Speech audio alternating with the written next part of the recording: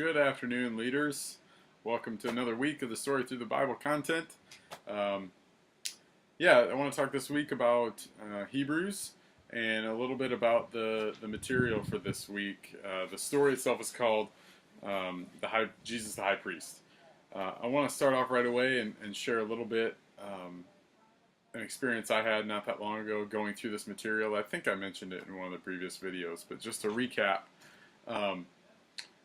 I want to remind us all to remember that this idea of the high priest is not one that people know instinctively. So as we refer to Jesus as the high priest, and as we read that in Hebrews, Hebrews does a good job of talking about what that means and interpreting for us the analogy, the reason why Jesus is the high priest. So keep that in mind that you may want to cover that with your groups explicitly.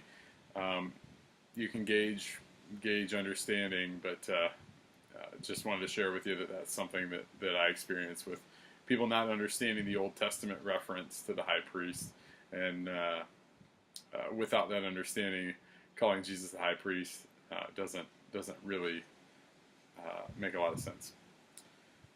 Also, one of the key themes for this lesson is the idea of the law, and the idea of Jesus fulfilling the law, or Jesus as the high priest is now the way that we become set apart and become holy and become identified as righteous, right? The way that we're made right with God, as opposed to the law, the Jewish law, the sacrifices, the gifts of atonement, right? That type of thing. Hebrews talks a lot about Jesus being that high priest and the sacrifice all in one person. So it's interesting. There's a lot of really good language in Hebrews that I encourage you to dive into as you do the reading plan, and as your group members do the reading plan. A lot of good language about the high priest and what the law is now, right? With Jesus in the picture now, and Jesus having done what he did on the cross. What does that mean for the law now? I want to share with you something John Calvin said. John Calvin called the law a set of glasses that we can view through. The law shows us our sinfulness, shows us our need for Jesus, right? The law is not there not there necessarily to condemn us or to keep us away from God, nor is it there to bring us right with God, but rather to show us just how broken we are, and to show us just how much we need Jesus, and how much we needed Jesus to do what he did for us to be made right with God. So keep that in mind too. That's some really great stuff. There's a lot of really good language in Hebrews. I hope your group finds that rich.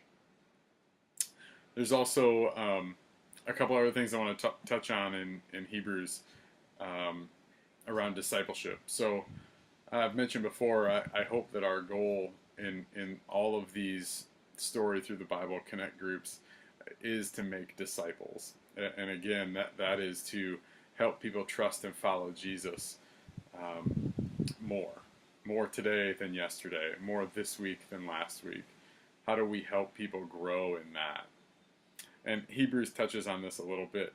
I hope that we can take this to heart as group leaders. In chapter 10, it says not to neglect meeting together as some have, but encourage each other, right?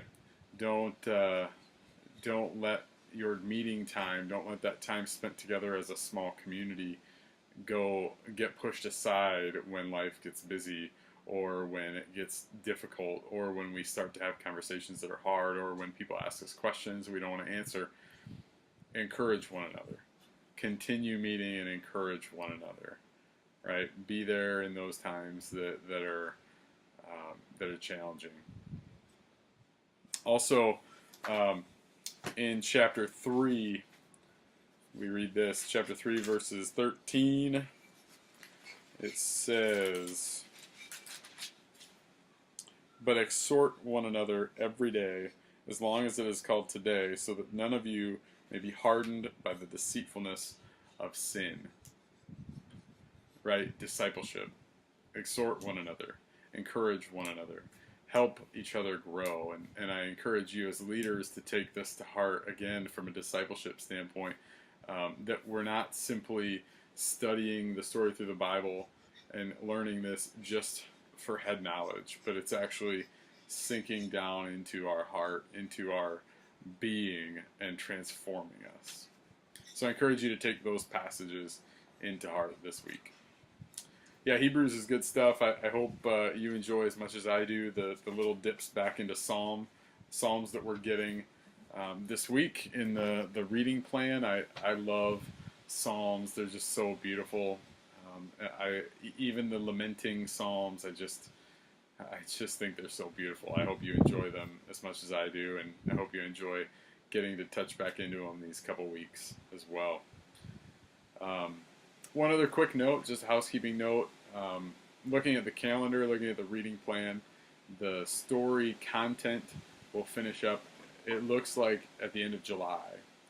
So now I would encourage you as group leaders to consider starting back with the story material in the Old Testament, knowing that last fall we picked up in the New Testament with the story through the Bible material. I would encourage you to just roll right back into Genesis. Now, if that's something you want to do, I would start thinking about buying books. The story through the Bible books will again be something that you'll need.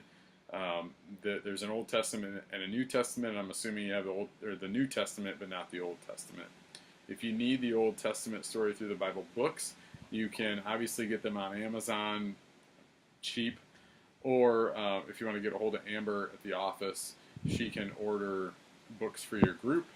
I believe they're $14 if you get them through the church, $14 a piece. Yeah, so be thinking ahead for that. If your group has already done those Old Testament stories and you're wanting to go a different direction, please let me know. I can help you with that as well. Yeah, as always, if you have any questions, let me know. Call me, text me, Facebook, carrier pigeon, whatever, smoke signal, whatever's easiest for you. I want to help if you need it. I want to be a resource to you. As always, I'm praying for you. I'm praying for your groups. I'm praying for transformation. I hope that we see the Holy Spirit work in these groups in a way that is changing lives. Yeah. Thank you guys for leading. Your willingness to serve is humbling. Have a good week.